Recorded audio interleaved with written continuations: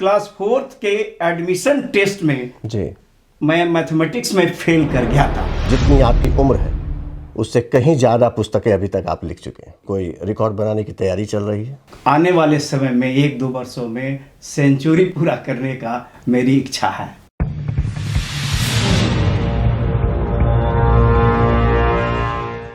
नमस्कार।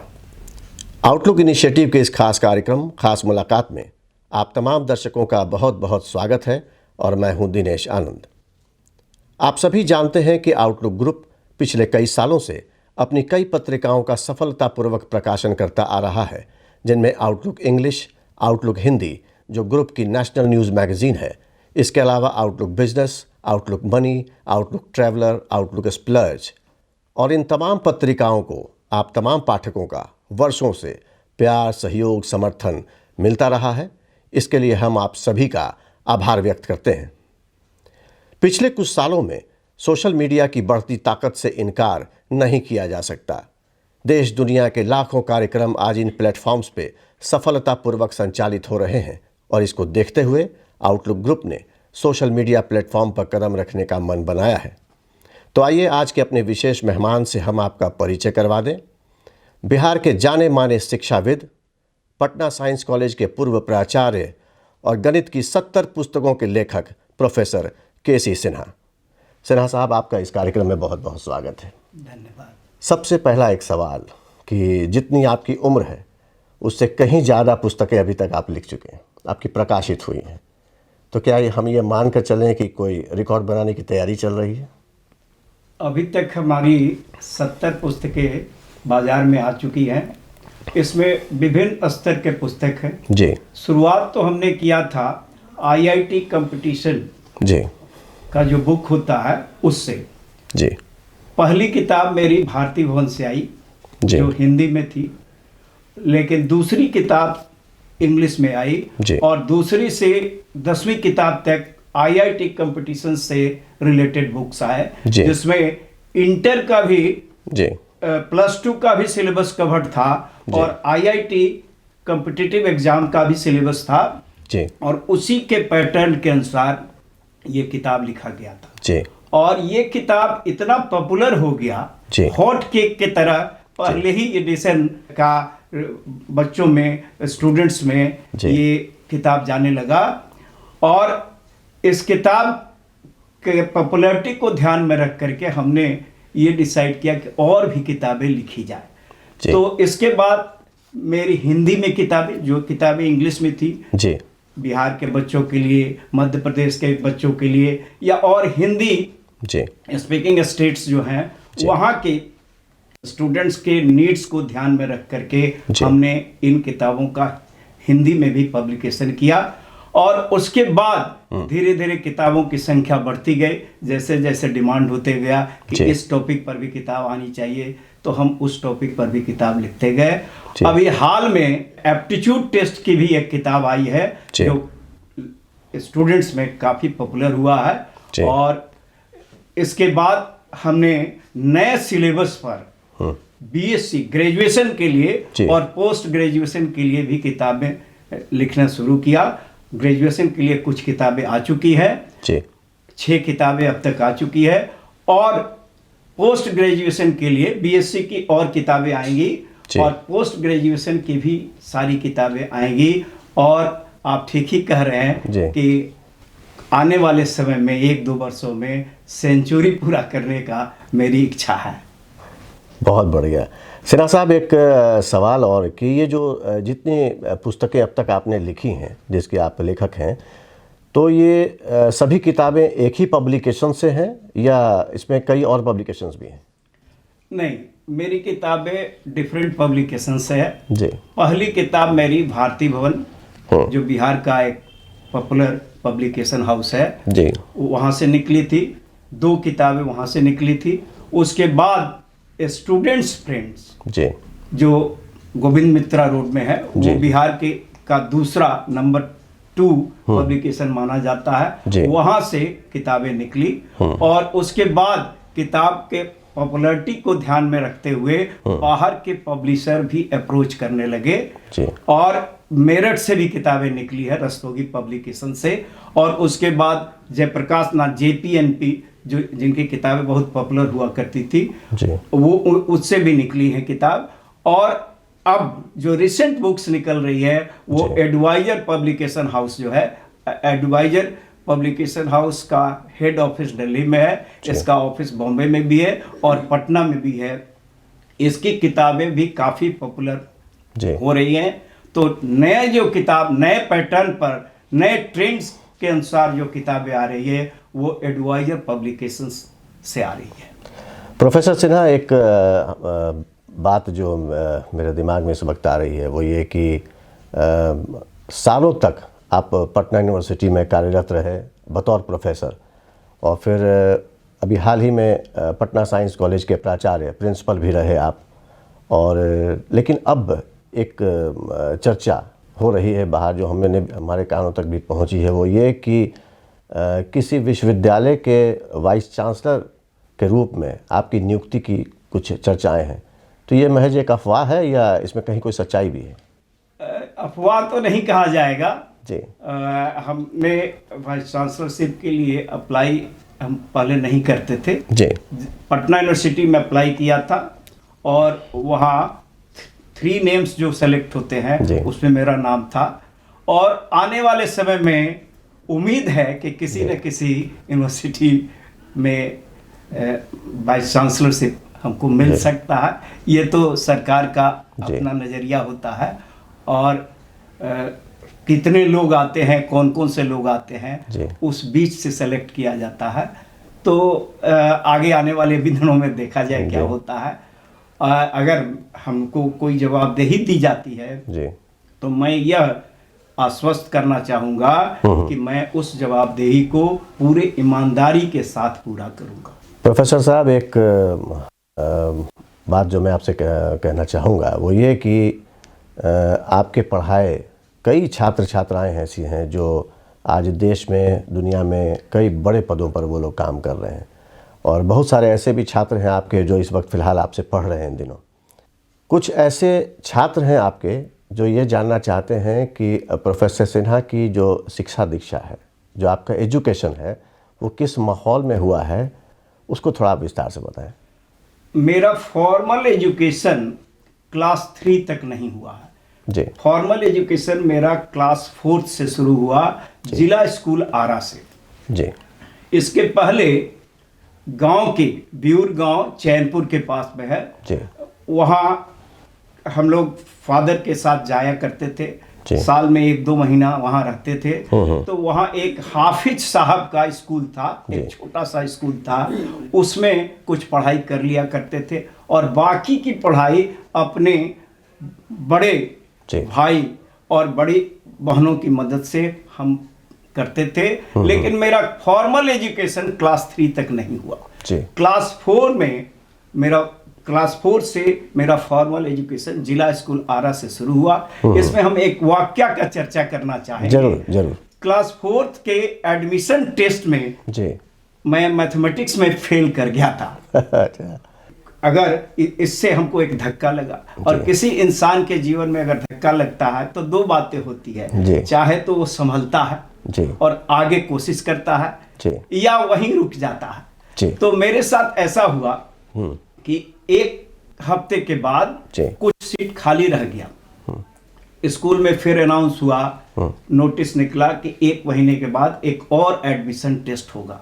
हमारे पेरेंट्स, हमारे बड़े भाई और बहन हमको इनकरेज किए, प्रोत्साहित किए, और उन लोगों का कहना था कि जब दूसरे कर सकते हैं तो तुम क्यों नहीं कर सकते हो। तो उनके उत्साहित करने के चलते हम मैथमेटिक्स की तैयारी फिर से शुरू कर दिए और पूरा 1 महीना मैथमेटिक्स को हमने दिया, पूरे ईमानदारी से दिया, पूरे जी जान से दिया, और मैथमेटिक्स में हमारा इंटरेस्ट भी यहीं से डेवलप हो गया। और दूसरा जो टेस्ट हुआ उसमें हमको 100% 100 में 100 मार्क्स मैथमेटिक्स में आया, और यहीं से मैथमेटिक्स में हमारा इंटरेस्ट भी होने लगा और मेरी रुचि मैथमेटिक्स में हो गई।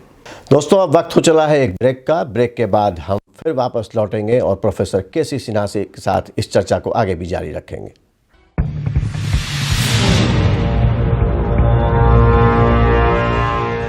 कुछ घड़ियां तो केवल वक्त ही बताती हैं, तो कुछ घड़ियां इंसान को उसका वक्त। बदलते वक्त के साथ जो बिना हारे बिना थके निरंतर चलता जाता है, उसे तो मिल जाती है मंजिल, और मंजिलों पर पहुंचने वाले चंद खास शख्सियतों से अब हम करवाएंगे आपकी मुलाकात। खास मुलाकात अब आउटलुक डिजिटल के मंच पर वरिष्ठ पत्रकार दिनेश आनंद के साथ।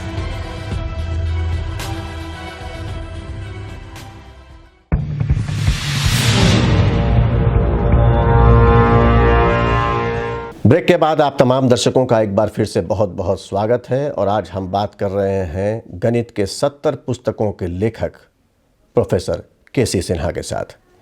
प्रोफेसर सिन्हा, आपके पिता भोजपुर के आरा शहर के एक नामी वकील थे और काफ़ी बड़ा रुतबा था उनका अपने शहर में।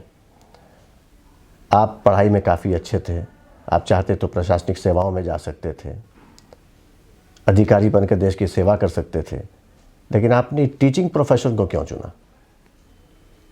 जैसा कि हमने कहा कि फोर्थ में एडमिशन टेस्ट के समय मैथमेटिक्स में हमारा इंटरेस्ट जग गया जी, और फोर्थ क्लास में स्कूल में हम सेकेंड आए। फिफ्थ क्लास एंड ऑनवर्ड्स हम अपने क्लास में पूरे सभी सेक्शन मिला करके टॉप करते लगे, फर्स्ट करते थे जी। हमारे क्लास के जो हमारे फ्रेंड्स होते थे जी, वो हमारे पास अपना प्रॉब्लम्स लेकर के आया करते थे, स्पेशली मैथमेटिक्स का जी जी, और उसको हम आसानी से सॉल्व कर देते थे जी।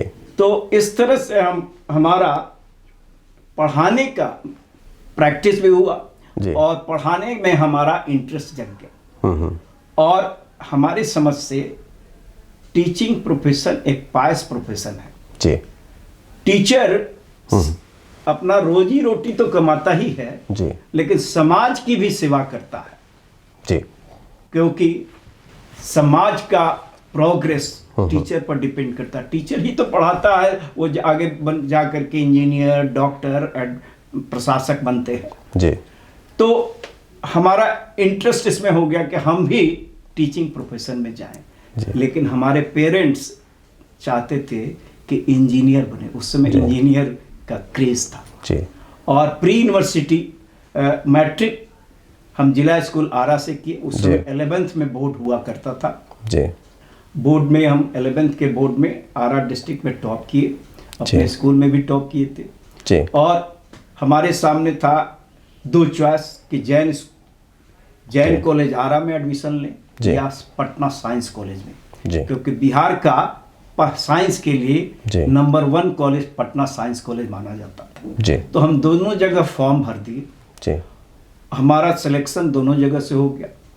अब थोड़ा आर्थिक पक्ष था क्योंकि हम लोग साधारण परिवार के थे और 4 भाई 2 बहन और 3 बुआ थी। तो हमारे दादाजी का डेथ हो चुका था, तो हमारे फादर पर आर्थिक लोड था। तो इसको देखते हुए पहले तो डिसाइड हुआ कि जैन कॉलेज आरा में ही एडमिशन लें, लेकिन हमारे फादर कहे कि नहीं, हम पटना साइंस कॉलेज में पढ़ाएंगे क्योंकि हम अपने परिवार के साइंस से मैट्रिक करने वाला पहला व्यक्ति थे। तो साइंस कॉलेज में मेरा एडमिशन हुआ और साइंस कॉलेज में आने के बाद कुछ आर्थिक तंगी के चलते हमको 1-2 ट्यूशन करना पड़ा। तो एक परिचित शिक्षक की मदद से हमको 2 ट्यूशन, जो हफ्ते में 2 दिन जाना पड़ता था, शाम के समय में हम जाते थे, तो इनकम भी हो जाता था और पढ़ाने में और इंटरेस्ट हुआ। इसके बाद प्री यूनिवर्सिटी में भी मेरा रिजल्ट बहुत अच्छा हुआ इंजीनियरिंग में। जहाँ भी अप्लाई किए थे उस समय Sindri engineering college, BIT Sindri बहुत नामी कॉलेज था, वहाँ भी एडमिशन के लिए लेटर आया, वहाँ से भी, और पटना इंजीनियरिंग कॉलेज से भी आया। लेकिन हमारी इच्छा थी टीचिंग प्रोफेशन में जाना, तो हम डिसाइड किए कि नहीं, हम आगे की पढ़ाई साइंस कॉलेज में ही कंटिन्यू करेंगे। और जब एक बार हम बीएससी में एडमिशन ले लिए पार्ट 1 में, उस समय पार्ट 1 होता था, पार्ट 1, पार्ट 2, पार्ट 3। तो जब एडमिशन ले लिए तो वहाँ से हमारा ये एम क्लियर हो गया कि हमको टीचिंग प्रोफेशन में ही जाना है। और टीचिंग प्रोफेशन एक पायस प्रोफेशन है, हमने जैसा कि हमने कहा, बिल्कुल, और ये समाज सेवा भी है। तो आगे चल करके हम इसी प्रोफेशन में गए।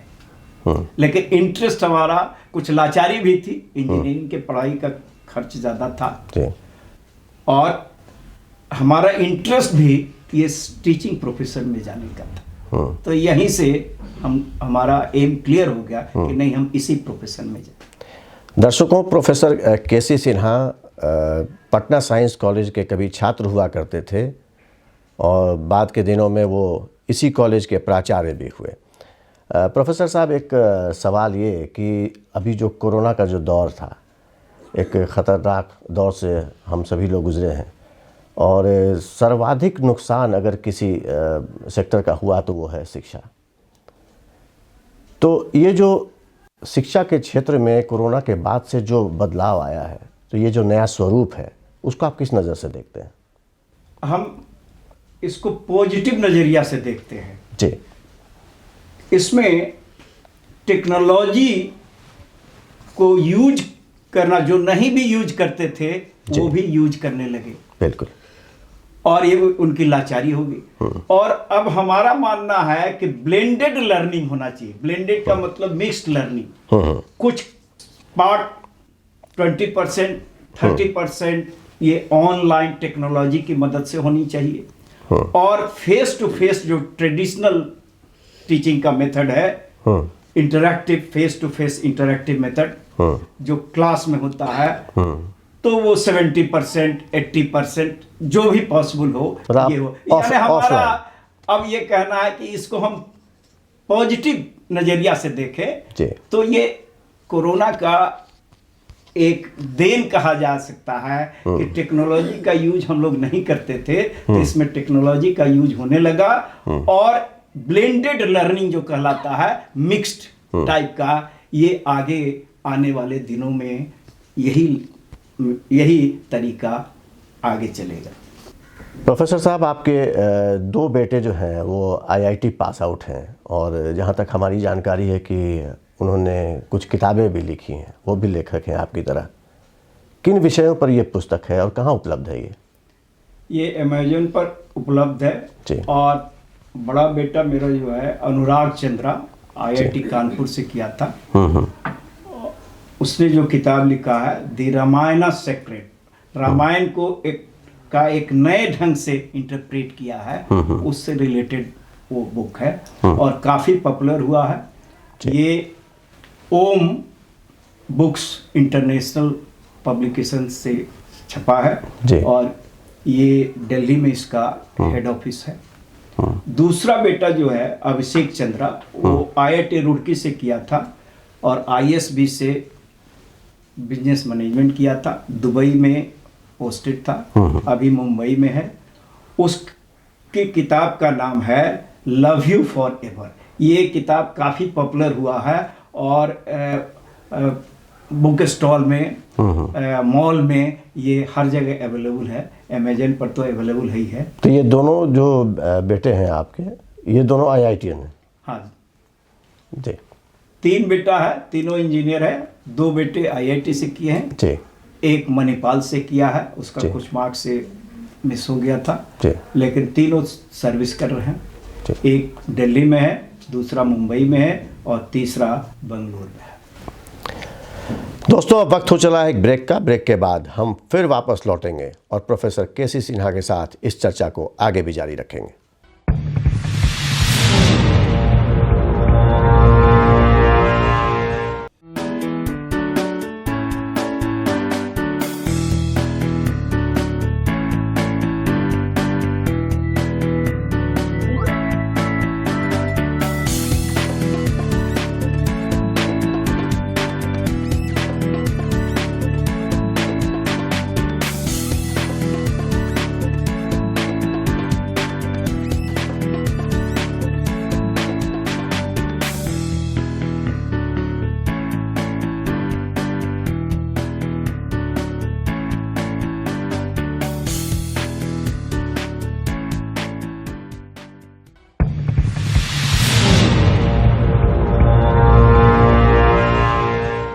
ब्रेक के बाद आप तमाम दर्शकों का एक बार फिर से बहुत बहुत स्वागत है और आज हम बात कर रहे हैं बिहार के जाने माने शिक्षाविद गणितज्ञ प्रोफेसर के.सी. सिन्हा के साथ। सिन्हा साहब, 2019 में आप विश्वविद्यालय की सेवा से निवृत्त हो चुके हैं और अब आप ऑनलाइन क्लासेस की तरफ कदम बढ़ा रहे हैं। हम आपसे ये जानना चाहते हैं कि ये जो ऑनलाइन क्लासेस है, जिसके फ़ायदे तो अभी आपने बताए, लेकिन आपके जो ये 3 बेटे हैं, तीनों इंजीनियर हैं, 2 IIT पास आउट भी हैं, तो ये जो ऑनलाइन क्लासेस की तैयारी अब आप कर रहे हैं, इसमें आपको उनका क्या सहयोग मिल रहा है?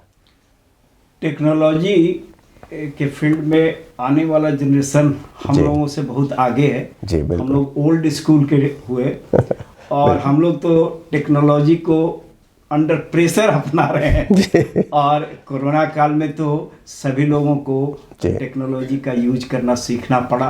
बिल्कुल, ये अच्छी बात है। बिल्कुल, क्योंकि आने वाले ज़माने के साथ हम लोगों को भी आगे बढ़ना है। तो हमारे बच्चे कंप्यूटर में पारंगत हैं। बिल्कुल, कंप्यूटर का बहुत अच्छा नॉलेज है जी। और वो जब हमारे यहाँ आते हैं तो हमको भी सिखलाते हैं जी। और हमारे बच्चे क्या, हमारा पोता भी हमको कंप्यूटर सिखलाता है और वो हमारे समझ से अपने फादर से भी आगे वो जनरेशन जाएगा। ये अच्छी बात है। बिल्कुल। प्रोफेसर साहब, आपकी जो सोशल मीडिया पर जो फ़ैन फॉलोइंग है वो काफ़ी ज़बरदस्त है, हमने देखा है। तो ये जहाँ तक हमारी जानकारी है कि आपके कोई पूर्ववर्ती छात्र हैं, नाम मुझे नहीं पता, उन्होंने आपके जीवन पर एक फ़िल्म भी बनाई थी। वो आपके जीवन पर फिल्म थी या किसी और विषय पे? नहीं, मेरे जीवन पर नहीं थी, लेकिन हमसे रिलेट करके उसने फिल्म बनाया है जी। और वो +2 स्टेज में जो बच्चे होते हैं, उस उम्र के बच्चे होते हैं जी, उनका लव अफेयर से रिलेटेड वो है जी। तो वो हमारे बुक का उसमें हर एक स्टेज में वो हमारे बुक की चर्चा करते हुए जी उसमें आगे बढ़ा है और इसलिए लोग कहते हैं कि आप पर फिल्म है। मेरे पर फिल्म नहीं है, वो उसका अपना है, लेकिन उसमें किताब की चर्चा बार बार वो करता है और वो काफ़ी पॉपुलर भी हुआ है जी। बहुत सारे लोग उसको व्यू करते हैं। और एक दूसरा भी आया है जी, जिसमें हमारे किताब से ही रिलेटेड है, लेकिन उसमें लड़कियों के शिक्षा से संबंधित है कि लड़कियों को पढ़ाना चाहिए और कहा ही जाता है कि एक बच्ची अगर शिक्षित होती है तो पूरा एक परिवार शिक्षित हो जाता है। तो उसमें इस कंसेप्ट को लेकर के चला गया है। एक दूसरा भी आया है जिसमें हमारी किताब की चर्चा करते हुए वो दिखलाया गया है कि बच्चियों को पढ़ाना चाहिए चाहे परिस्थिति कुछ भी हो। बिल्कुल। प्रोफेसर साहब, एक बात हम आपसे जानना चाहेंगे कि जो आपका दौर था, अब आप रिटायर हो चुके हैं सेवा से, लेकिन एक बहुत लंबा जो दौर चला है, जिस तकनीक से आपने पढ़ाया है, छात्र सामने होते हैं, आप बोर्ड पर होते हैं, हाथ में चौक होता है, उससे आप लिख के दिखाते हैं, बताते हैं, समझाते हैं। लेकिन ये जो अब नई तकनीक आई है, जो डिजिटल वर्ल्ड जिसको कहते हैं, और डिजिटल टेक्नोलॉजी के सहारे ही अब शिक्षा जगत जो है अब तेज़ी से आगे बढ़ रहा है। अब आपका जो वो वक्त था और अब जो ये बदलती दुनिया है, बदलता स्वरूप है, इसमें आप खुद को कितना फिट पाते हैं और कैसे मैनेज करते हैं इसे आप खुद? मेरा ये मानना है कि अब जो वक्त आ रहा है, जो समय आ रहा है जी, इसमें ब्लेंडेड लर्निंग का जमाना आएगा जी। मिक्स्ड लर्निंग, टेक्नोलॉजी का भी यूज हो और क्लासिकल जो मेथड था फेस टू फेस इंटरेक्शन वो भी हो। तो इसमें जो टेक्नोलॉजी का यूज किया जाता है तो इसमें बहुत सारे प्लस पॉइंट इसमें है। जैसे हम किसी फिगर को बोर्ड पर नहीं बना, 3 डायमेंशनल फिगर को हम बोर्ड पर नहीं समझा पाते, उसको इमेजिन कराना पड़ता है। लेकिन टेक्नोलॉजी की मदद से वो 3 डायमेंशनल फिगर भी बहुत आसानी से स्टूडेंट्स को समझाया जा सकता है। तो ये टेक्नोलॉजी का एक उम्दा यूज है और हमारे समझ से टेक्नोलॉजी का यूज भी करना चाहिए। और हमने कहा ही कि ब्लेंडेड लर्निंग सबसे एडवांटेजेस होगा। इंटरैक्टिव लर्निंग का कोई जवाब नहीं है फेस टू फेस जो होता है, लेकिन उसके भी कुछ खामियां थी। जैसे हमने कहा कि 3 डायमेंशनल फिगर्स को उसमें दिखलाना मुश्किल होता था, और टेक्नोलॉजी की मदद से 3 डायमेंशनल फिगर को हम आसानी से दिखला सकते हैं, तो इंटरेस्टिंग भी हो जाता है जी। और इसीलिए ब्लेंडेड लर्निंग को हम सपोर्ट करते हैं कि इसी पर आगे बढ़ना चाहिए। IIT JEE की तैयारी कर रहे जो छात्र हैं उनको आप क्या संदेश देना चाहेंगे ताकि उनकी जो राह है वो आसान हो सके? ये सवाल मेरा नहीं है, बल्कि हमारे कुछ दर्शक हैं, छात्र हैं, और आपको वो बहुत करीब से जानते हैं, वो चाहते हैं कि हम आपसे ये सवाल पूछें। IIT की तैयारी जो बच्चे कर रहे हैं जी, उसमें मेरा ये कहना है कि केवल हार्ड वर्क करने से सफलता हासिल नहीं होती। मेरा ये मानना है हार्ड वर्क, स्ट्रॉन्ग विल, पक्का इरादा जिसको कहते हैं जी, आत्मविश्वास और सही रणनीति बिल्कुल को अगर अपना लिया जाए जी, तो निश्चित रूप से सफलता मिलेगी। और इस सफलता में आर्थिक तंगी, अभाव जी, रोड़ा नहीं बन सकता है। अगर आप में उत्साह है, आपका इरादा पक्का है जी, तो निश्चित रूप से आप सफल होंगे। अगर और लोग कर सकते हैं तो आप क्यों नहीं कर सकते हैं? बिल्कुल।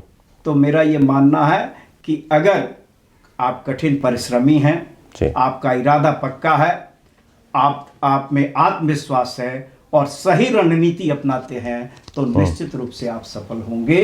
घबराने की कोई जरूरत नहीं है, और जब जगो तभी सवेरा मांग करके तैयारी शुरू कर देनी चाहिए। बिल्कुल। सिन्हा साहब, बिहार में अच्छे शिक्षकों की कोई कमी नहीं है, बावजूद इसके बड़ी संख्या में जो बिहार के छात्र हैं उनका पलायन होता है, वो दूसरे राज्यों का रुख करते हैं। यहाँ तक कि पटना में जो कोचिंग सेंटर्स हैं, इनके कई होर्डिंग्स भी हमने पटना में देखे हैं, सड़क पे, चौराहे पे, जिसमें ये लिखा होता है कि कोटा की पढ़ाई अब पटना में, ये उनके विज्ञापन में होता है। तो पटना कोटा कब बनेगा? मेरा तो ये मानना है कि कोटा में लिखना चाहिए कि पटना की पढ़ाई अब कोटा में। अगर जी, आप डाटा पर जाएंगे तो कोटा में पढ़ने वाले स्टूडेंट्स भी बिहार के होते हैं, यूपी के होते हैं जी, ज्यादातर स्टूडेंट्स, और पढ़ाने वाले शिक्षक भी बिहार के ही होते हैं जी। तो जब स्टूडेंट्स और शिक्षक दोनों बिहार के हैं, यूपी के हैं, तो क्यों नहीं पटना में ही अच्छी पढ़ाई हो सकती है। 2000 की बात हम करते हैं, 2000 में 9 students out of 50, first 50 students in competing in IIT, 9 students Bihar और झारखंड के थे, और वो यहीं के पढ़ाई से ये रैंक लाए थे। हम आपको नाम भी बतला सकते हैं, किस स्कूल के थे वो भी बतला सकते हैं, कहाँ पर अभी वर्क कर रहे हैं ये भी बतला सकते हैं। तो जब यहाँ की पढ़ाई इतनी अच्छी है तो बाहर जाके के पढ़ाई क्यों किया जाए जी। घर के नज़दीक रह करके पढ़ाई करना ज़्यादा सुविधाजनक होता है। कोरोना काल में हम लोगों ने देखा कि कोटा के बच्चों को वापस आने में कितनी परेशानी हुई। जी बिल्कुल। तो हमारा ये मानना है कि जब बिहार के ही शिक्षक वहाँ जाकर पढ़ाते हैं, बिहार में एक से एक शिक्षक हैं जी, तो यही तैयारी करनी चाहिए, और यहाँ तैयारी करके भी पहले भी रैंक लाते रहे हैं लोग, आप भी रैंक ला सकते हैं, यही हमारा कहना है। प्रोफेसर केसी सिन्हा का जो शिक्षा जगत में योगदान रहा है उसको ध्यान में रखते हुए आउटलुक पत्रिका समूह ने आपको 2018 में भी और 2019 में भी सम्मानित किया। इसके अलावा मुंबई में एक बहुत बड़े कार्यक्रम का आयोजन हुआ, ग्लोबल एक्सीलेंस अवार्ड, जिसमें आपका भी चयन हुआ बिहार से, और फिल्म अभिनेत्री माधुरी दीक्षित के हाथों जो ये सम्मान आपको मिला। अभी पिछले साल, जहाँ तक हमने अखबारों में भी पढ़ा था, आपकी तस्वीर भी छपी थी अखबार में, मुख्यमंत्री नीतीश कुमार के हाथों भी आपको सम्मानित किया गया हम ये जानना चाहते हैं कि बिहार के मुख्यमंत्री के हाथों जो ये सम्मान आपको मिला, तो क्या ये सम्मान बिहार सरकार की तरफ से था? हाँ, जी। हर एक साल जी। मौलाना अबुल कलाम आज़ाद भारत के पहले शिक्षा मंत्री थे जी। और उनका जन्मदिन 11 नवंबर को है। 11 नवंबर को भारत सरकार शिक्षा दिवस के रूप में मनाया जाता है भारत में जी।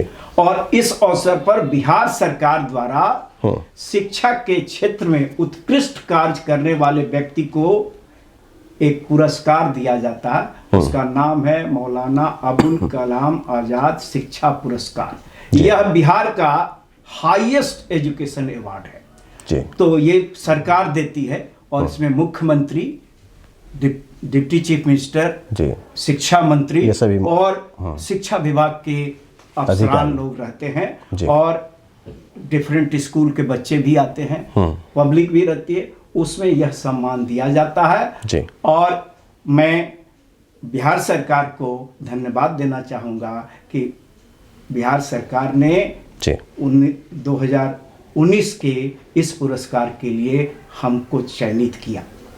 मुख्यमंत्री जी ने अपने हाथों से ये पुरस्कार दिया और पुरस्कार मिलने से उत्साह और बढ़ जाता है और आगे अच्छा करने की प्रेरणा मिलती है।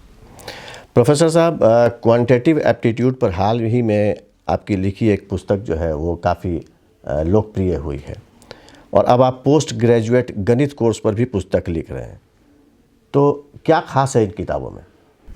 एक हमारी किताबें एक नए पैटर्न के अनुसार होती है और इसी पैटर्न के चलते ये पॉपुलर भी हुई। ऐसा देखा जाता है, हम अपने पढ़ाई करते समय भी ये फील किया कि किसी एक्सरसाइज में 100 क्वेश्चंस है जी।